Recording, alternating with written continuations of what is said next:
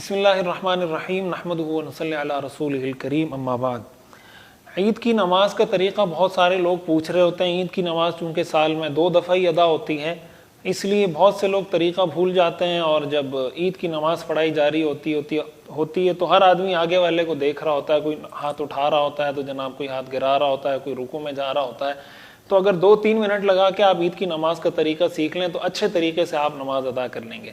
देखें, ईद की नमाज में और बाकी नमाजों में जो एक खुसूसी फ़र्क है वो ये है कि ईद की नमाज में 6 ज़ायद तकबीरें हैं।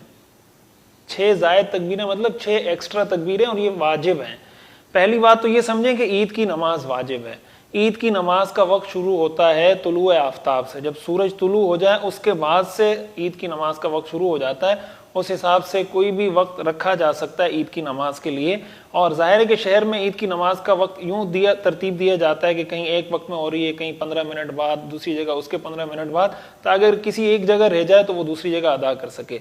दूसरी बात ये समझें कि ईद की नमाज जमात के साथ ही अदा हो सकती है, अकेले ईद की नमाज अदा नहीं हो सकती।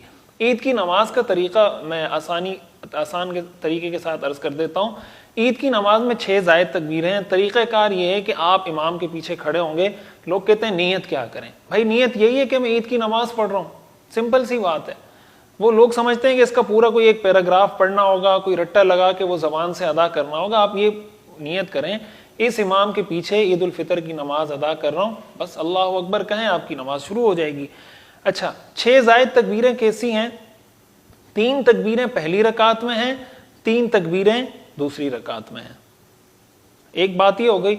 दूसरी बात ये है कि पहली रकात की 3 तकबीरें तिलावत से पहले हैं, दूसरी रकात की 3 तकबीरें तिलावत के बाद और रुकू से पहले हैं।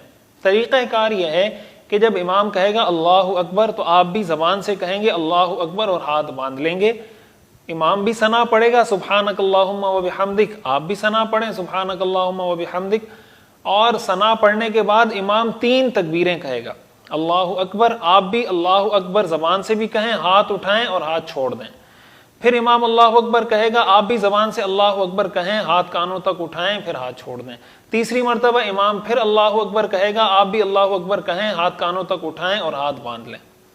अब इमाम तिलावत शुरू करेगा अल्हम्दुलिल्लाहि रब्बिल आलमीन, और आगे सूरत तिलावत करेगा, रुकू में चला जाएगा, अपनी पहली रकात मुकम्मल करके खड़ा होगा।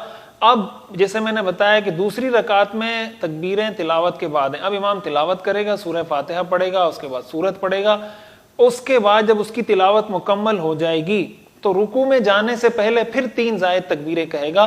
तरीका उसका वही है कि इमाम अल्लाहु अकबर कहेगा, आप भी हाथ कानों तक उठाकर, आपने भी हाथ कानों तक उठाने, अल्लाहु अकबर कहना है और हाथ छोड़ देने। फिर दूसरी दफ़ा अल्लाहु अकबर, हाथ छोड़ दिए। फिर तीसरी दफ़ा अल्लाहु अकबर, हाथ छोड़ दिए। फिर चौथी दफ़ा इमाम जो तकबीर कहेगा अल्लाहु अकबर, वो रुकू की तकबीर होगी। आप रुकू की तकबीर कहकर अल्लाहु अकबर कहकर रुकू में चले जाएंगे और बाकी नमाज आप अपनी आम मामूल के मुताबिक मुकम्मल कर लेंगे। ईद की नमाज के बाद खुतबा देना सुन्नत है, और जब खुतबा शुरू हो जाए तो खुतबे का सुनना वाजिब होता है। इसलिए ईद की नमाज के बाद जो लोग भागने की कोशिश करते हैं तो खुतबे में तो टोटल कोई 5-6 मिनट भी नहीं लगते होंगे। तो ईद की नमाज के बाद खुतबे में शरीक होना चाहिए। खुतबा सुनकर खुतबे से फारिग होने के बाद अपने अपने घरों को लौटना चाहिए।